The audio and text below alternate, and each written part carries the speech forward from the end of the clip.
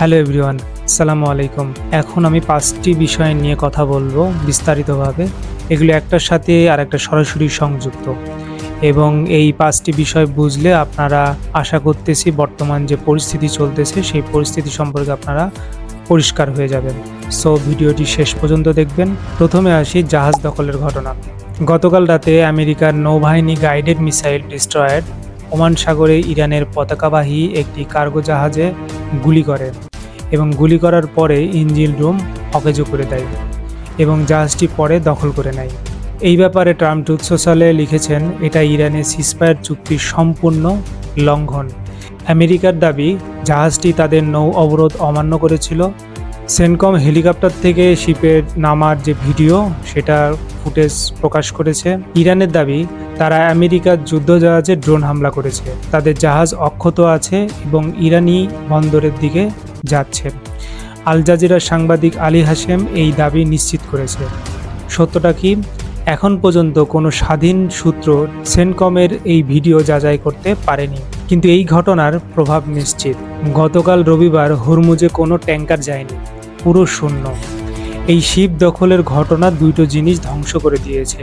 প্রথমত, পাকিস্তানের মধ্যস্থতায় যে বিশ্বাস গড়ে উঠেছিল সেটা মারাত্মকভাবে ক্ষতিগ্রস্ত হয়েছে এবং দ্বিতীয়ত, সিজফায়ারের প্রথম মাঠ পর্যায়ের লঙ্ঘন আমেরিকাই নিজেই করল। এবার দ্বিতীয় বিষয়, 3টা পাইপলাইন ইরানের পরবর্তী টার্গেট। হরমুজ বন্ধ থাকলেও তেল সরবরাহ সম্পূর্ণ বন্ধ হয় না, কারণ 3টা বিকল্প পাইপলাইন আছে আর ইরান সেই 3টাই টার্গেট করার পরিকল্পনা করছে। 1 নম্বর, ইয়ানবো পাইপলাইন। এটা সৌদি আরবের সবচেয়ে গুরুত্বপূর্ণ একটি বিকল্প পথ।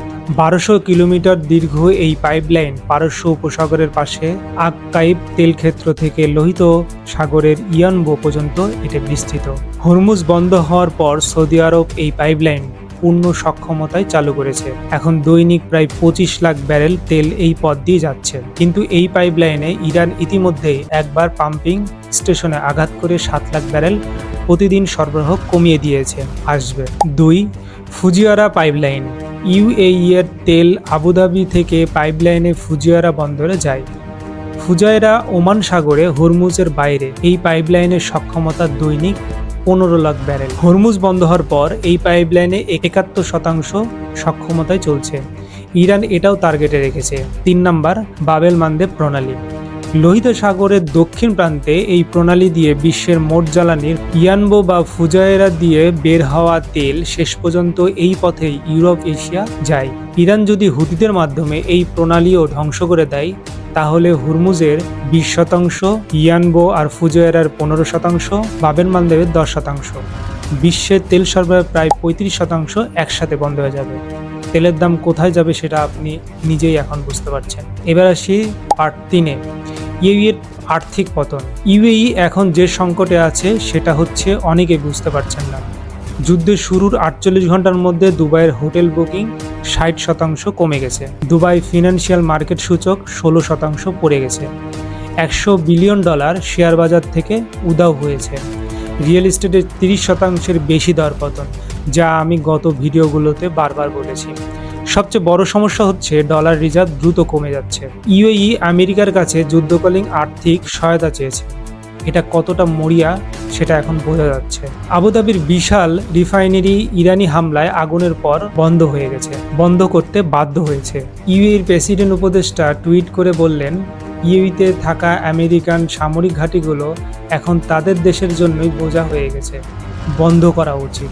দেশটি চিন্তা করছে ডলারের বদলে চীনা ইউয়ান বা অন্য মুদ্রায় তেল বিক্রির কথা, কিন্তু সেই পথও ইরান বন্ধ করার হুমকি দিয়েছে। আর দুবাইয়ের 70 জনের বেশি ব্রিটিশ ইনফ্লুয়েন্সারদেরকে গ্রেপ্তার করা হয়েছে, কারণ তারা দুবাইয়ের ইরানি হামলার ভিডিও শেয়ার করছিলেন। এবার আসি 4 নম্বর পার্টে, পাকিস্তানের সবচেয়ে কঠিন ফাঁদে পড়ছে। এই পুরো পরিস্থিতিতে পাকিস্তান সবচেয়ে জটিল অবস্থায় আছে। কেন সেটা বুঝতে হলে 2025 সালের সেপ্টেম্বর মাসে ফিরে যেতে হবে। সেপ্টেম্বরে পাকিস্তান ও সৌদি আরব একটি কৌশলগত পারস্পরিক প্রতিরক্ষা চুক্তি সই করেছে। চুক্তিতে আছে যে কোনো এক দেশের বিরুদ্ধে আগ্রাসন হলে অন্য পক্ষ সহায়তা করবে। পাকিস্তানি যুদ্ধবিমান ইতিমধ্যে সৌদি ঘাঁটিতে মোতায়েন রয়েছে। এখন সমস্যা হলো, যদি সৌদির তেল অবকাঠামোতে ইরান বড় আঘাত করে এই চুক্তি সক্রিয় হবে। পাকিস্তানকে সৌদির পক্ষে যুদ্ধে যোগ দিতে হবে, কিন্তু ইরান পাকিস্তানের সবচেয়ে বিশ্বস্ত প্রতিবেশী। 900 কিলোমিটারের সীমান্ত। পাকিস্তানের জনগণ কখনোই ইরানের বিরুদ্ধে অস্ত্র ধরা মানবে না। যদি চুক্তি না মানে সৌদি আরব বিশ্বাসঘাতকতা মনে করবে। তখন লাখো পাকিস্তানি কর্মীকে সৌদি, ইউএই, কাতার, কুয়েত থেকে বহিষ্কার করা হতে পারে। এই রেমিটেন্স পাকিস্তানের জন্য পাকিস্তানের অর্থনীতির মেরুদণ্ড। বিশ্লেষকরা বলছেন পাকিস্তান দুই পাথরের মাঝখানে চাপা পড়ে আছে।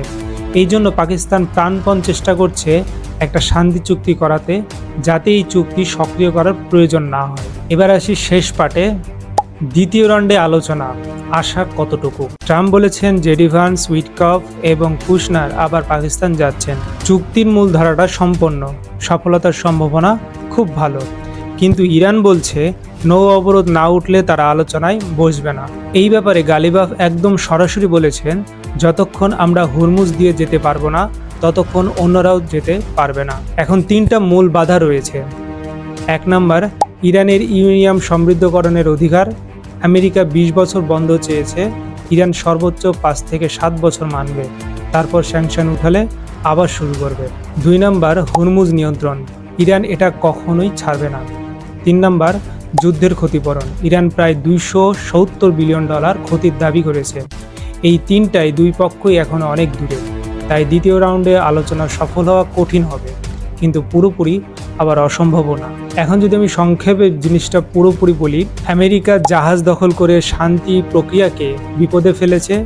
ইরান 3টা পাইপলাইন টার্গেট করে বিশ্বের 35% তেল সরবরাহ বন্ধের হুমকি দিচ্ছে। ইউএই আন্তর্জাতিক সংকটে আছে। পাকিস্তান দুই পাথরের মাঝে পড়েছে। আর দ্বিতীয় রাউন্ড আলোচনার ভবিষ্যৎ প্রায় অনিশ্চিত। এই সপ্তাহটা অনেক বড়, যে কোনো দিকে যেতে পারে। এখন পর্যন্ত আপডেট এতটুকুই।